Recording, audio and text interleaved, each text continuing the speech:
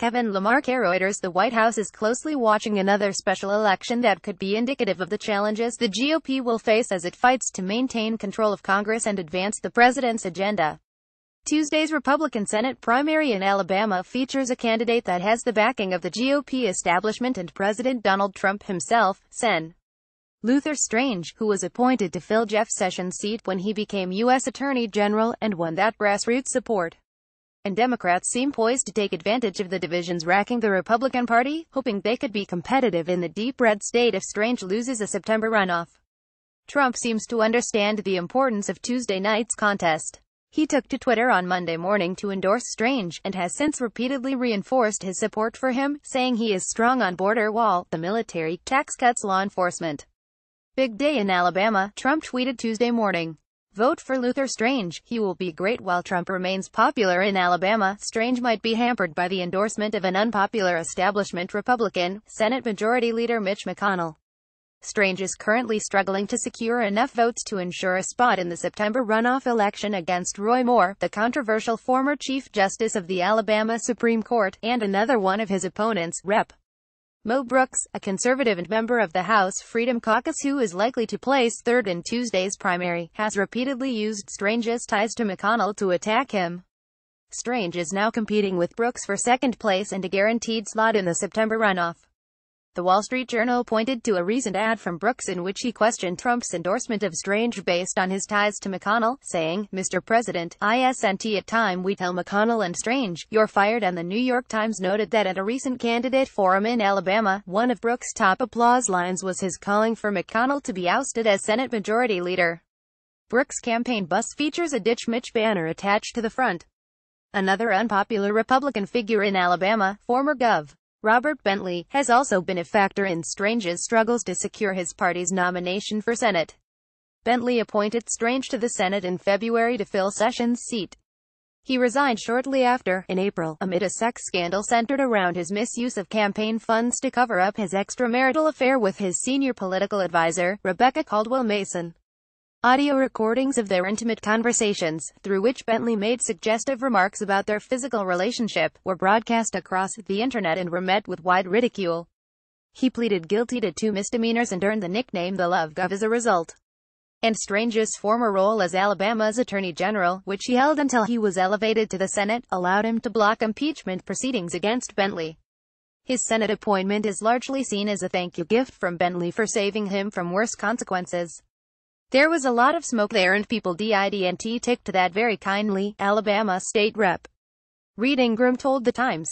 Moore now seems set to win the most votes in Tuesday's primary, although he'll likely fall short of the majority he needs to win without a runoff, according to The Times. He is also a controversial figure in Alabama politics.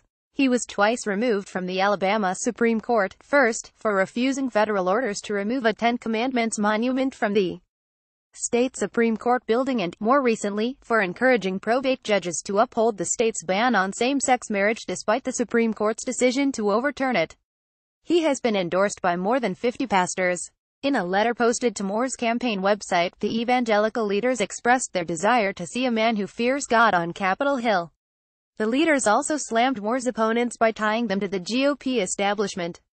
You can know a man by his enemies, and he's made plenty, from the radical organizations such as the Southern Poverty Law Center and the ACLU to the liberal media and a handful of establishment politicians from Washington, they wrote. But Moore has problems of his own. Although Moore enjoys popularity among Alabama evangelical voters, Republican leaders in the state see him as a risky public relations disaster. They believe his win could fuel the anti-Trump Democratic base by electing an embarrassing Republican candidate, who would, in turn, embarrass Trump. Although Democrats have little hope of winning a congressional seat in Alabama, they have placed their hopes in Doug Jones, who has endorsements from former Vice President Joe Biden and Georgia Rep. John Lewis. Democrats are hoping that a Moore win in Alabama could make them competitive in the state, in which Republicans haven't lost a Senate race since 1992, according to The Times. If we can flip Jeff Sessions' seat, it is going to be good for the entire Democratic Party, and it's going to be good for the country because people will start to see there is some rejection of what's going on, Jones told The Times. Party rifts. The Alabama Senate primary has illuminated the deepening rifts within the Republican Party, whose base has turned against McConnell for his failure to repeal and replace the Affordable Care Act, also known as Obamacare. and warring factions in the party, typically the establishment and moderate Republicans versus populists and hardline conservatives, make it difficult to accomplish the major items on the GOP agenda, healthcare chiefly among them. Hoping to shift blame for the failed healthcare reform efforts, Trump has engaged in a public feud with McConnell, recently tweeting, "Can you believe that Mitch McConnell, who has screamed repeal replace for 7 years, couldn't get it done? Must repeal replace Obamacare." In response, McConnell criticized the White House for having excessive expectations and blamed too many artificial deadlines unrelated to the reality of the legislature, which may have not been understood for his policy missteps.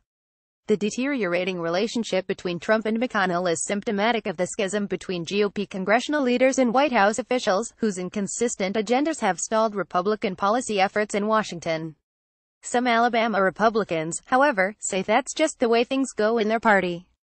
"I don't know if there is such a thing as party unity within the Republican Party," Sharon Denham, the president of the North Jefferson County Republican Club, told The Times. "That's part of what makes us Republicans, that desire to think for ourselves and not be told what to do or how to think by somebody else."